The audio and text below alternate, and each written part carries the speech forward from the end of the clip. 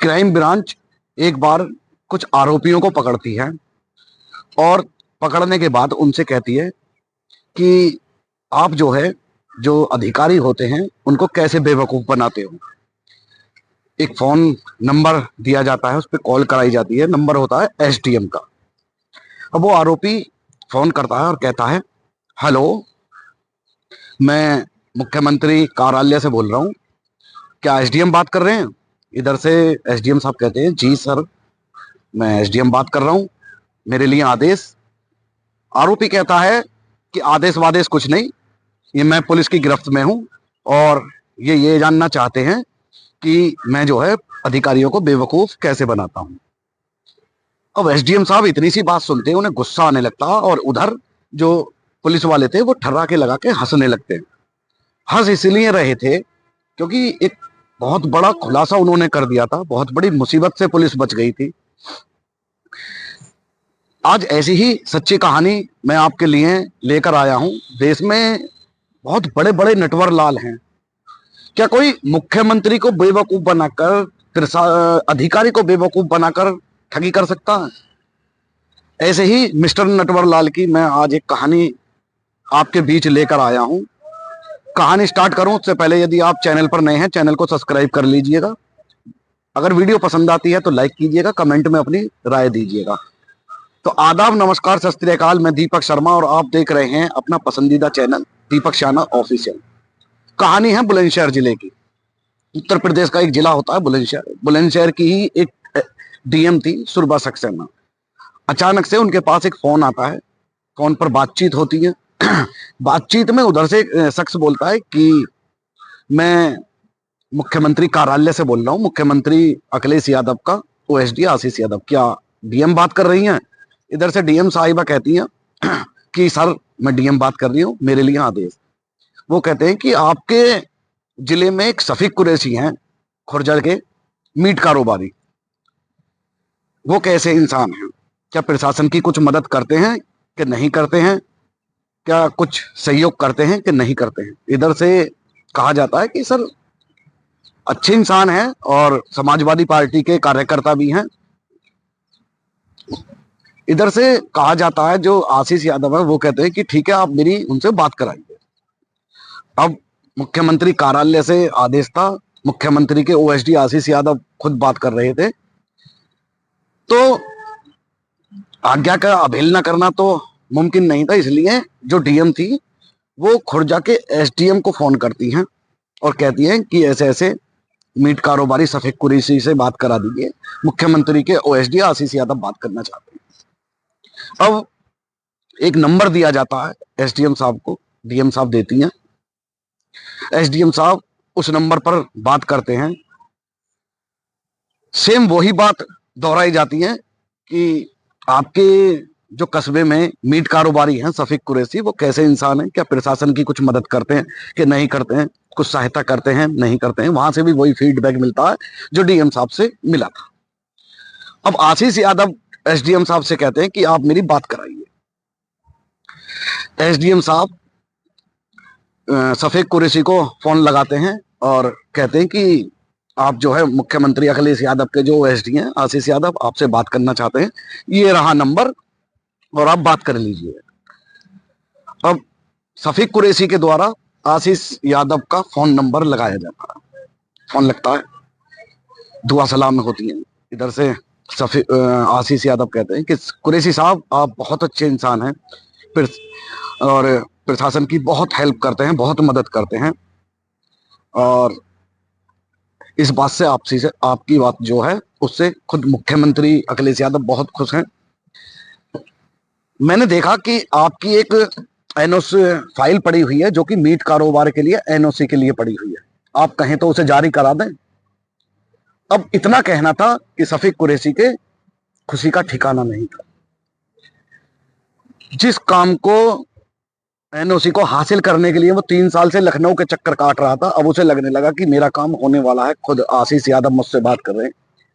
तो जैसे ही आशीष यादव ने उनसे कहा कि एक फाइल पड़ी है उसे जारी करा दें, तो शफीक कुरैशी इस पे कहता है कि सर बिल्कुल, मैं भी यही चाहता हूं तो आशीष यादव कहते हैं कि देख लो कुरैशी साहब, कुछ खर्च वर्च भी करना पड़ सकता है, पीछे तो नहीं हटोगे।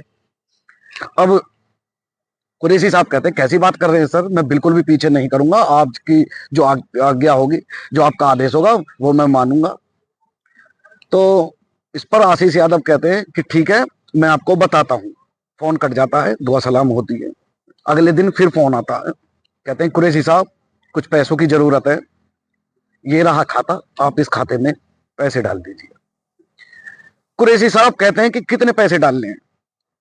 अब इधर से कहा जाता है, आशीष यादव कहते हैं कि स्वेच्छा से जो अच्छा लगे वो डाल दीजिए। शुरुआत में 20 लाख रुपए उस अकाउंट में डाल दिए जाते हैं। और फिर से 8 दिन बाद फोन आता है कि कुरैशी साहब कुछ पैसे की और जरूरत है। फिर से 10 लाख रुपए डाल दिए जाते हैं। जैसे ही 10 लाख रुपए डालते हैं तो वो कहते हैं कि आपकी फाइल जो है ट्रैक पर आ गई है और आप बिल्कुल चिंता मत कीजिए, आपका काम बिल्कुल हो जाएगा। और खुद मुख्यमंत्री आपके जो काम है उनसे प्रभावित हैं, खुश हैं। खुद मुख्यमंत्री इस काम को देख रहे हैं। ये बात है जून 2016 की। मैं मुख्यमंत्री की बात कर रहा हूँ, अखिलेश यादव की बात कर रहा हूँ, जून 2016 की बात कर रहा हूँ। अब सफी कुरैशी को भी ये लग रहा था कि भाई चैन बाई चैन के थ्रू काम हो रहा। ओएसडी साहब ने डीएम को कहा, डीएम ने एसडीएम को कहा, एसडीएम ने मीट कारोबारी को कहा। तो ऐसा इसमें लग रहा था कि चैन के थ्रू ये काम हो रहा है, इसमें कोई भी लोचा नहीं है, कोई भी गबड़दला नहीं है। तो इसी तरीके से फिर से 10 लाख रुपए डाले। अब 30 लाख रुपए खाते में डल चुके हैं। कुछ दिनों बाद फिर से एक बार फोन आता है और कहते हैं कुरैशी साहब आप कुछ पैसे और डाल दीजिए। और एक बात और कही जाती है कि कुरैशी साहब मुख्यमंत्री अखिलेश यादव पूरे मुस्लिम समाज को लखनऊ में इफ्तार पार्टी का न्योता दे रहे हैं, पार्टी दे रहे हैं। तो मैं चाहता हूं कि इसमें आप लोग भी आए। अब मुख्यमंत्री की तरफ से इफ्तार पार्टी का निमंत्रण तो कौन नहीं जाना चाहेगा। अब कुरैशी साहब के घर में खुशियों के दिए जल रहे थे, खुशियां मनाई जा रही थी। जिस काम को लेकर वो 3 साल से परेशान थे वो काम बिल्कुल ट्रैक पर था, होने ही वाला था। तो फिर से 10 लाख रुपए कुरैशी साहब डाल देते। अब 40 लाख रुपए अकाउंट में पहुंच चुके हैं। वो भी दिन आ जाता है जिस दिन कुरैशी साहब को इफ्तार पार्टी में लखनऊ के लिए जाना था। और एक बात और यहाँ पर आशीष यादव के द्वारा की गई थी कुरैशी साहब से कि आप भैया भाभी से मिलने आ रहे हैं। भैया यानी अखिलेश यादव, भाभी यानी डिंपल यादव। आप भैया भाभी से मिलने आ रहे हैं तो खाली हाथ मत आइएगा, कुछ ना कुछ उनके लिए लेकर आइएगा, उन्हें अच्छा लगेगा। अब यहां से सफीक कुरैशी अपने 2 दोस्तों के साथ लखनऊ के लिए जाने की तैयारी स्टार्ट कर देते हैं।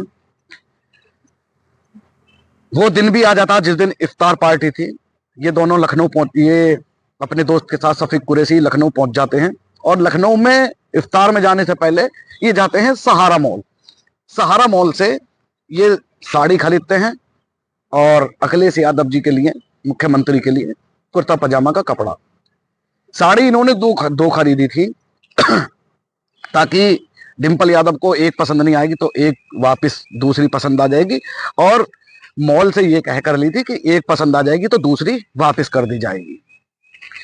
साड़ी 50,000 रुपए की, कुर्ता पजामा का कपड़ा 12,000 रुपए का। अब ये उनको लेकर और साथ में कुछ पैसे भी थे।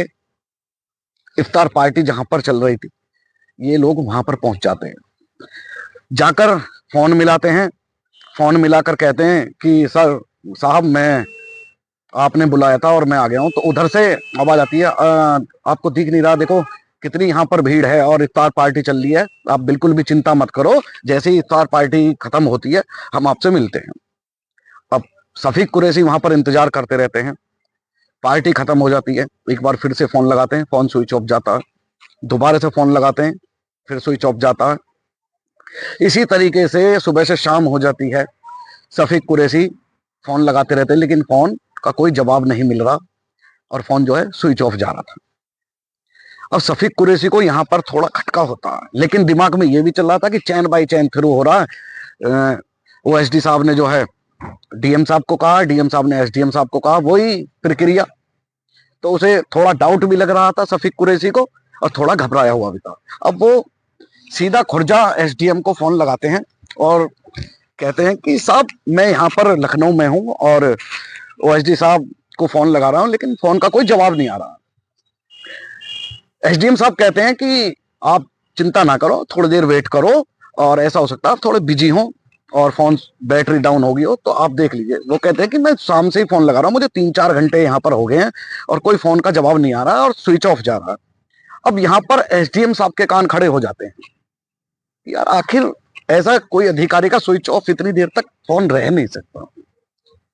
वो कहते हैं कि ठीक है आप रुकिए, मैं बात करता हूँ। अब एसडीएम साहब डीएम साहब को फोन लगाते हैं। डीएम थी सुरभा सक्सेना, जानी मानी जिला अधिकारी, और बहुत अच्छे अच्छे यहाँ पर उन्होंने केस सॉल्व किए हैं, बहुत अच्छा यहाँ पर काम करके दिखाया है। जब फोन लगाते हैं कहते हैं कि साहब वो लोग जो आपने भेजे थे मीट कारोबारी शफीक कुरैशी, वो वहां पर उनका इंतजार कर रहे हैं ओएसडी साहब का, और ओएसडी साहब का नंबर स्विच ऑफ जा रहा है।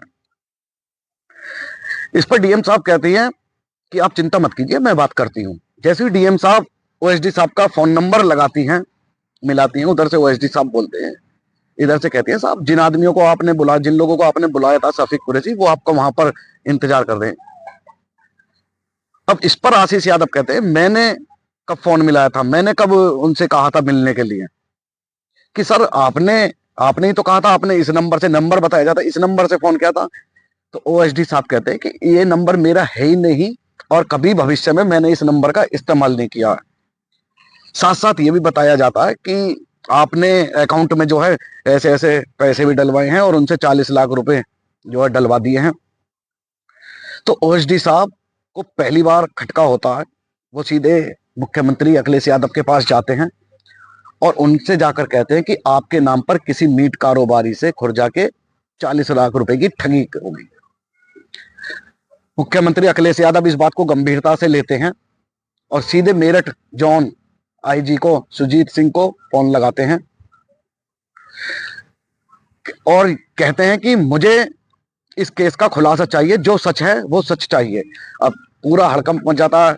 जो आईजी थे वो सीधे बुलंदशहर में फोन करते हैं, बुलंदशहर जिले को, जो एसएसपी थे उनको फोन करते हैं और उन्हें आदेश देते हैं। बुलंदशहर एसपी सीबीआई को फोन देते हैं, आदेश देते हैं और पुलिस को आदेश देते हैं कि इसका जल्दी से जल्दी यहाँ पर खुलासा किया जाए। अब पूरे में हड़कंप मच जाता है। शासन प्रशासन का मामला था, पूरे में जो है हड़कंप मच जाता है, अफरा तफरी मच जाती है। जांच की पड़ताल शुरू हो जाती है। जांच की पड़ताल में सबसे पहले उस नंबर का को खोजा जाता है जिस नंबर से कॉल आया था। पता लगता है जिस नंबर की छानबीन होती है तो पता लगता है वह नंबर आगरा में चलता हुआ पाया जाता है और एक फर्जी आईडी पर। अब पुलिस के हाथ खाली। अब कैसे पता लगाए कि आरोपी जो है जिसने 40 लाख रुपए की ठगी करी है वो है कौन। उसके बाद उस खाते की पड़ताल होती है जिस खाते में 40 लाख रुपए डलवाए गए थे। खाते की पड़ताल होती है तो उसमें जो है जिसके नाम पर खाता था उसका नाम था नरेंद्र सिंह। नरेंद्र सिंह के नाम पर खाता था और वो भी फ्रॉड, उससे भी कोई हासिल नहीं होता। फिर उस खाते के बाद उसके गारंटर की पड़ताल की जाती है तो हरिओम शर्मा गारंटर था, उसके द्वारा जब पता लगता है तो हनीफ उफ आलमगिरी इसका सरगना निकलता है, उनको पकड़ा जाता है। इतनी बड़ी घटना को अंजाम देने वाला ये हनीफ उफ आलमगिरी और इसका बहनोई असलम और भी 2 शख्स थे, आरिफ नाम था। कुल मिलाकर 4 से 5 जने को दबोचा जाता है। जब इनसे पूछताछ करती है तो अलग अलग यहाँ पर ये खुलासे होते हैं और किस तरीके से इन्होंने डीएम को और एसडीएम को, शासन प्रशासन को बेवकूफ बनाकर मीट कारोबारी से 40 लाख रुपए की ठगी की। जब और भी खुलासा होता है और भी देखा जाता है, जो 40 लाख रुपए की शफीक कुरैशी की जो ट्रांजैक्शन थी उसके अलावा 20 लाख रुपए की एक और ट्रांजैक्शन थी। जब उसका खुलासा होता है तो उसमें पता लगता है कि इन्होंने किसी वन विभाग में वो अधिकारी था जो मनचाहा जिला चाहता था, तो इन्होंने उसे भी फोन करके ऐसे ही बेवकूफ बनाया कि आप 20 लाख रुपए डाल दो, आपको जो है आपका मन पसंदीदा जो है जिला मिल जाएगा। जिस पर उसने उन्हें 20 लाख रुपए दे दिए और हाथ धोकर बैठ गया। हालांकि जब इसकी जांच पड़ताल हुई तो उसने सीबीआई वालों के सामने ये कहा कि आप इस बात को दबाई रहने देना वरना मेरी बहुत बेइज्जती होगी। तो ये मामला इतना उखड़ा नहीं, लेकिन ये जो शफीक कुरैशी वाला मामला था ये मीडिया में आ गया, जिससे पता लग गया। और देखिए इतने बड़े बड़े नटवर लाल हैं जिन्होंने सुरभा सक्सेना जैसी डीएम को भी नहीं छोड़ा, जो एसडीएम है उन्हें भी नहीं छोड़ा। और हालांकि सुरभा सक्सेना बहुत जानी मानी अच्छे अच्छे जो लोग हैं उनके आगे पानी भरते हैं, खूब जानी मानी डीएम है, बहुत अच्छा उन्होंने यहाँ पर अपना जो है किरदार निभाया। लेकिन कहते हैं ना कि जाल सांझे में कोई भी यहाँ पर आ सकता है, इसी तरीके से वक्त बुरा था जो डीएम साहिबा भी यहाँ पर जालसाजे में आ गई। और हालांकि गलती सभी से होती है। जो ये केस था इससे जो है अधिकारी लोगों को दूर ही रखा गया था, उन पर पुलिस ने जो है कड़ी कार्रवाई करके सभी आरोपियों को जेल भेज दिया है, जेल भेज दिया था। और इस तरीके से देखिए ये था शफीक कुरैशी की जो ठगी वाला मामला था, जो 40 लाख रुपए की ठगी की थी शफीक कुरैशी मीट कारोबारी से, जो कि खुर्जा के थे। ये थी उनकी कहानी। उम्मीद करता हूं कहानी आपको बहुत अच्छी लगी होगी। और आगे यही कहूंगा कि इस कहानी को सुनाने का उद्देश्य किसी की भावनाओं को ठेस पहुंचाना नहीं है, आपको जागरूक करना है। कभी भी आपके मोबाइल पर या किसी भी चीज पर ऐसा कोई कॉल आता है या मैसेज आता है या कोई लिंक आता है, बिना सोचे समझे उस पर कार्रवाई ना करें, किसी को अपना ओटीपी वगैरह ना बताएं, क्योंकि सावधानी ही हमारी सुरक्षा है।